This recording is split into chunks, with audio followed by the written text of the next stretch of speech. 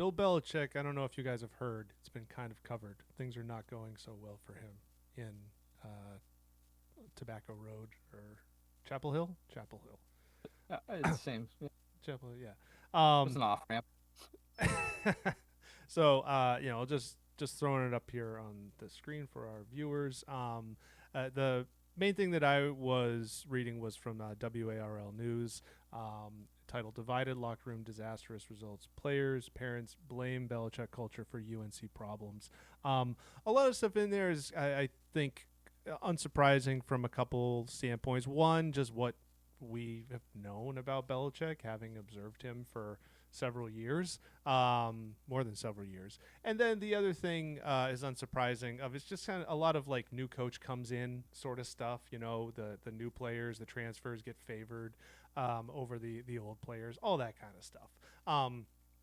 So I didn't think that is. I don't think that much of that is necessarily unique just to Belichick. Um, what my remark or thought was coming out of that is I I don't expect Bill Belichick to have self awareness that the game has passed him by. I mean, he is Bill Belichick. He is probably the greatest NFL coach of all time. He's been told that for a long time. He's got to believe it. So I don't expect him to have the self awareness to realize he's being a dick. The other folks, though, his surrounding cognoscenti down there at UNC, the Mike Lombardis and the Stephen Belichick's and so forth, reading about their arrogance towards parents, administrators, that sort of stuff. I just, guys, what have you done? How do you lack the self awareness to realize what you're doing? Not only is it bad, like you have not earned, like Belichick's earned the right in a way to suck.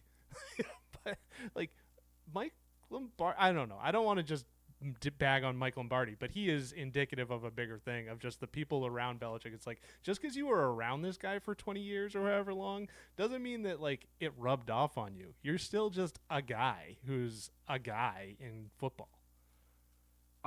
Mike Lombardi gives off some big time Stephen Miller vibes. Uh, I, I do think this is not even meant to be political. I do think there are a lot of parallels to the Trump administration and Bill Belichick, and maybe that's just like the byproduct of like cocky old guys who have had success in their lives just continue to think they can do it. And eventually their orbit becomes infiltrated by yes men who only tell them what they want to hear because that's their meal ticket and that's their best way to kind of leech off of that. Like I but like hubris and just karma are playing out in a beautiful way because Lombardi, again, maybe Lombardi doesn't care because he's getting a million bucks a year, gets to live that life, and he's cool with it, and he actually does like Belichick, but like he's been a a, a prick for the last 4 or 5 years, especially in defense of his friend, but just in a way that always came off as so goddamn smarmy and just unappetizing. And so like to see that guy get his face rubbed in the mud by as like a proxy of Belichick has been somewhat satisfying and to be honest with you, completely unsurprising because they came into this with a level of hubris that was completely unjustified based on something that happened 20 years ago, more so than anything else. And I think I agree with you, Ben. Like I read this story, and honestly, my first takeaway was like, this is this says more about the parents of college athletes than it does about Bill Belichick, where it was just like, yeah, of course, a kid whose parent, the parents of a kid who got recruited by Mac Brown is lining up to take a piss all over Belichick because his playing time got cut in half. He's, whatever. He's not dressing on days that he doesn't play. Like so of course they're gonna be the first people lining up to take a pound of flesh.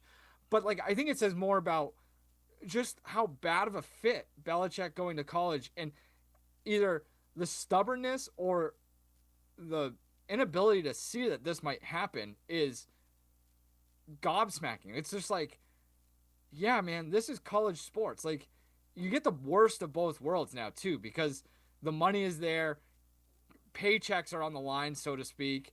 and you're dealing with 18-year-olds who have helicopter parents. Like, what?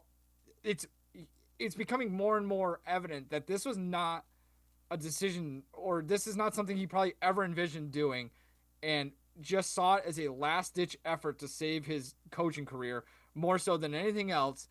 And that it was a bad game of musical chairs that he lost by winning, because now he's a head coach at a bad college program that's really never been good, but also has this like institutional arrogance that is just waiting to come out. Like, Carolina is Carolina. You saw this with the Drake May stuff, where the report came out where it's like they were told not to tweet North Carolina or Patriots highlights, even if it was Drake May, who's arguably the most successful UNC football alum in the league right now. And I saw stuff because his brother played on the national championship basketball team. I think his brother's name's Luke.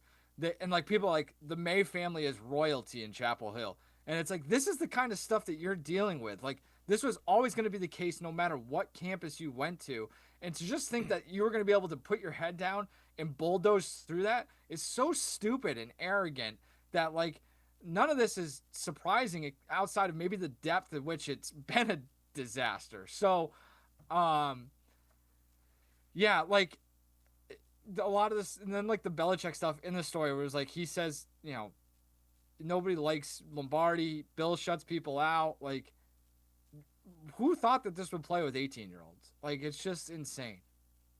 And that's Y- his. That's why it's like, I don't care that Lombardi gets raked through the coals and Steve gets raked through the coals, because they probably told him we'll make it work, and it's not working. So everybody set themselves up to fail, and when you fail, people laugh. When you're a dick. Like it's just again, like there's this the part of that, like, winning solves everything, which obviously with that roster and that conference, for as bad as the ACC is this year, um, I that was the biggest takeaway, is just like, I mean, the TCU game still stands out. Obviously, Clemson's Clemson, so like it's a different story. But But can I just interject real even quick? Clemson's not Clemson's even not Clemson Clemson, this year. They Dabo suck. Swinney Dabo has been like, I've told the portal to go to hell. Like, he does it the most archaic way. They are on the descent, and they called off the dogs in the third quarter on him. Like, at home, I get that they are Clemson's farther ahead than Carolina is, but Clemson's on the way down, not on the way up, and you got pantsed by them Yeah, to the well, point where and they took pity. yeah, and then like I didn't mean to. I'm UCF. sorry. No, Tim. that's fine. No, I was gonna say, no, well, further you're right that, though. like, UCF is also like, it's not, and it's kind of a name program, but it's more on the way down than what it was, a couple of years ago as a program. So there's a number of those on their schedule. Yeah. No, but Mike's right. Like it's a knee jerk thing, and I literally just had to catch myself. Like, all right, well, you'll give him a pass, this Clemson, whatever. No, Clemson's been awful this year. They were 1-3 going into that game, and the frustrating part is like, for whatever reason, I've invested my Saturdays in Boston College football for quite some time. It's like, yeah, I was excited to be going. When the schedule came out, it's like, all right, cool. Clemson, probably a night game going into the season. It is a night game this week at BC. Like, that could be a fun game. And then when you start seeing how Clemson starts this year, it's like, this could actually be like a fun night. Like, the students over there could have a really fun time if they show up, don't turn the ball over. Like, wow, you could beat Clemson and under the lights, and that could be a really big win for the program. And I don't see that happening now after BC's lost 4 straight. And maybe there is something to question on like the grander scale of like this NFL, Belichickian disciple transition to college, because like, obviously, I don't want to say that the Bill O'Brien experiment has failed, because I still have as much belief as anybody at this point. But there are things to point to. It's like, are you going to be able to keep a quarterback like Dylan Lonergan if this team continues to go down the drain before he could hop back in the portal? This is a guy that was at Alabama for his entire career before that, a short-lived one at that. But there is something there to is NFL like, it takes, you do have to leave an NFL arrogance at the door, because we've seen the transition work at times. Like, obviously Harbaugh did his thing at Michigan, scandals aside, but there are things that I've seen about the bad side of BC that are right on display at UNC right now. Specifically going to a front office look. I really have not had to. I really hope people were not like caring or paying attention to anything Michael Lombardi rambled on the Mac show the last 3 years. And because that group of Belichick um, executives, I guess we'll call, still kind of hold that arrogance. Like I've heard very similar complaints from people around BC about Burge kind of being the chief of staff for O'Brien. Like I've heard very similar complaints that there is that type of NFL arrogance there as well. So like the transition can work. Like maybe this is beyond a Belichick thing and more of a transitioning back from the league to the new like brand of college. But I think the biggest thing for Belichick is like that's great that you have a name until you get better like talent on the roster. I think that was the biggest thing that stood out as soon as the season started in that TCU game. It's like, wow, this roster sucks. It's like no reason, like no wonder you're not going anywhere, and losing is not going to help with that. Like this experiment should be very short lived. Like someone was talking about the other day, whatever the buyout comes after next year, but um, it is mind boggling. And I do think, and I'm happy that you brought up like the initial like dump truck on Lombardi because like I think so much of this stems from the executive arrogance almost beyond Belichick. They like messed up or he messed up the buyout.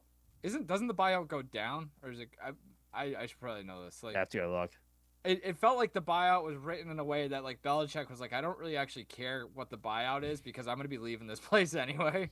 And it's just like, yeah, I don't know, man. What was it? Oh, the O'Brien thing. At least like O'Brien's done it at college before. Like, Right. yeah, that, someone had a tweet the other day, and I don't want to say longing for because it's a totally different era. But someone's like, well, for as much as BC's complaining about O'Brien, like,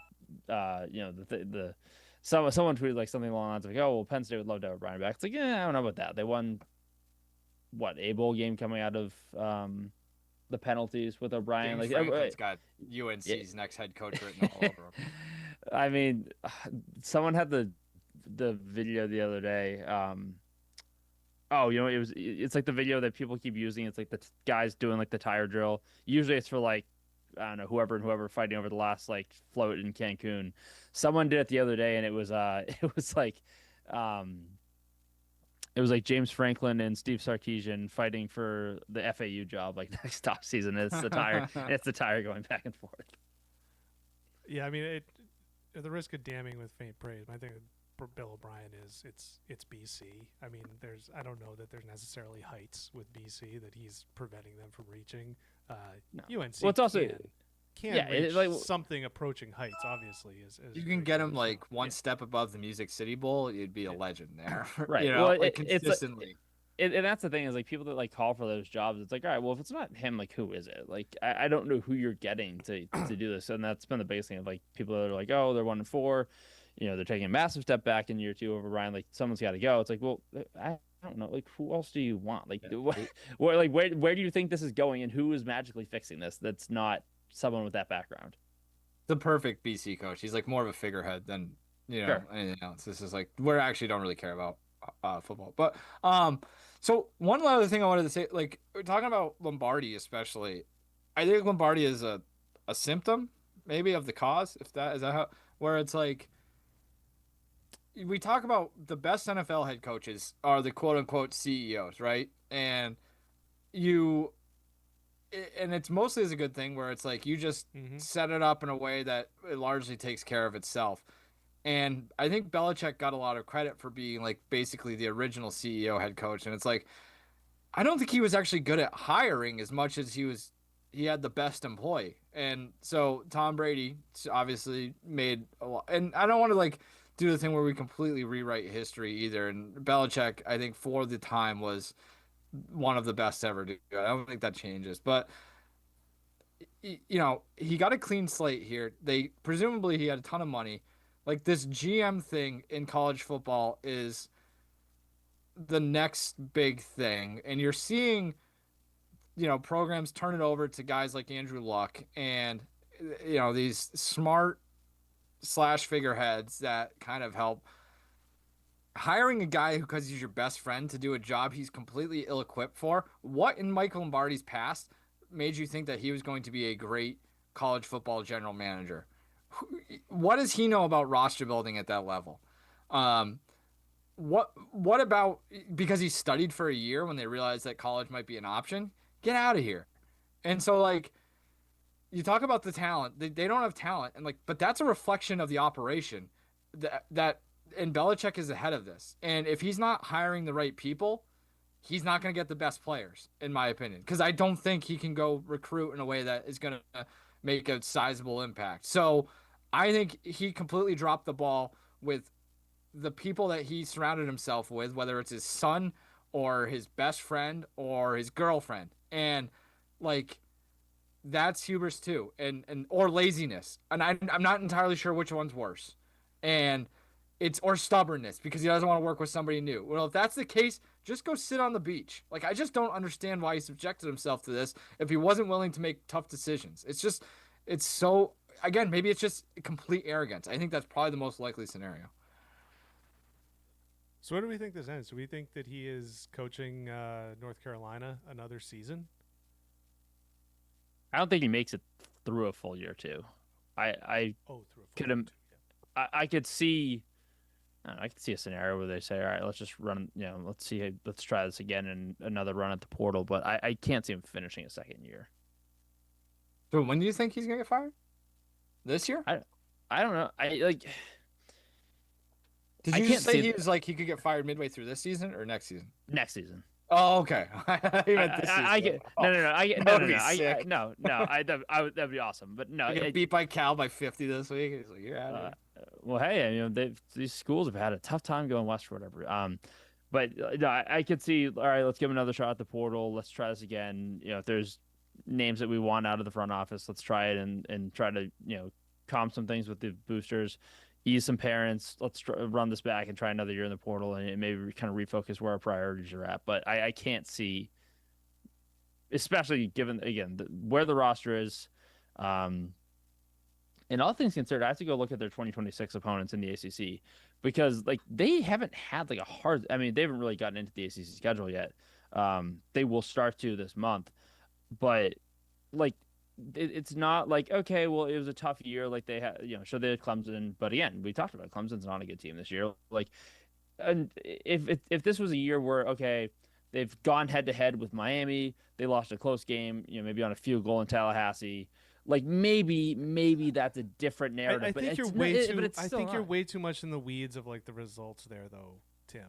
To be totally honest, I don't think that necessarily the wins and losses thing at this point is gonna be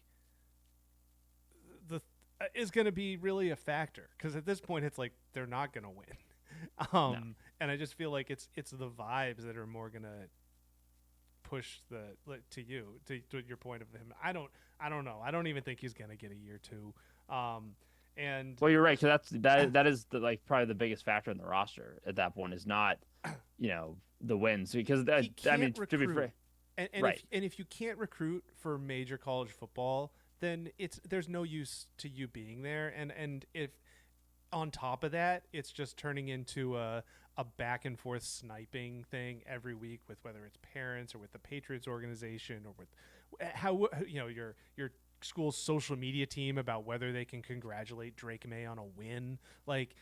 It's just not, and that's I have kind of I think I've lost a real grip on what Belichick seems to want because I feel once upon a time he just wanted to coach football, and I could have seen him after coaching the Patriots having no one else in the NFL wanted him going to someplace like Holy Cross or something in New England and just coaching low-level college football for a lot of guys who would run through walls for him because their dads would probably tell them to go run through a wall for him and having a ton of success. But Jordan, is that Jordan? Whatever her name is, she's not gonna want to go live in Manchester, New Hampshire, so he can coach the Wildcats. You know what I mean?